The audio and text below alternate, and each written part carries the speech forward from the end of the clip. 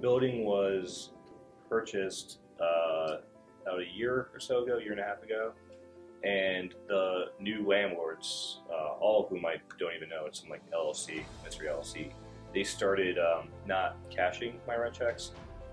I'd send it in, they'd be like, we didn't get it, and then I'd send another one, then they'd cash that. Then they'd cash it for a couple months, and then they'd stop again, unless I sent it certified mail. But then even at that point, they just stopped entirely, and month after month after month, and then they were basically, oh, you haven't paid us, so now we're going to start, eviction proceedings against you. Jamie and Massimo. I was actually referred through my cousin, who is a lawyer himself, actually. So, it was great. I mean, I was just so nervous about the whole thing, I mean, I've lived in an apartment my entire life. I grew up there. I was born there. It's been like my home, like my whole life.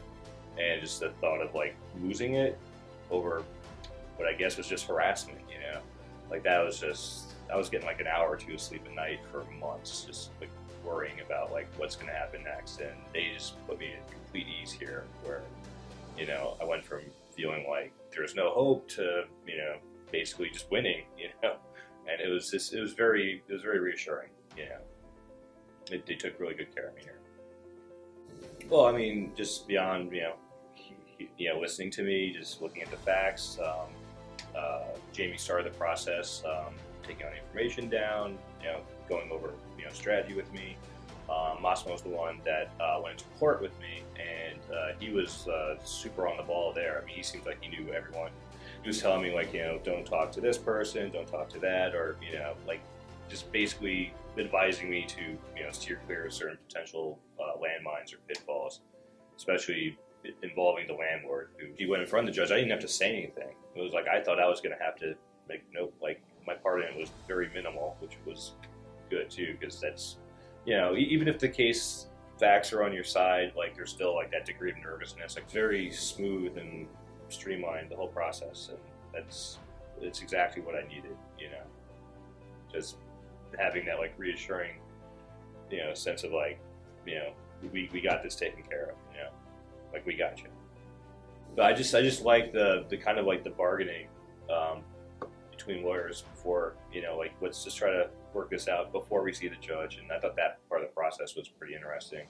But then when they started trying to buy me out, give me buyout offers, and I think the other lawyer kind of tripped up a bit, and Massimo totally caught like what the guy was saying. And he's like, oh, they're going to try to buy you out now. So it was just a fishing expedition this whole time. The whole like not cashing your checks was just a way to try to like force you out before they started the buyouts. And he's like, they just overplayed their hand. So he was able to just really pick up on that. Like, absolutely. It's, I went from having like feeling like there's no hope, like, oh boy, like all the stars are aligning against me, I'm going to be homeless. And I went from that to like coming in here and feeling like, oh boy, like, I think we got this. Like, I have hope again. Like, is this going to get resolved? And it's going to resolve in a positive fashion, Like, they went in, knew what they were doing, got a good result for me. And that's really, like, that's, at the end, that's all you can ever hope for. Just knowing that, someone's got your back.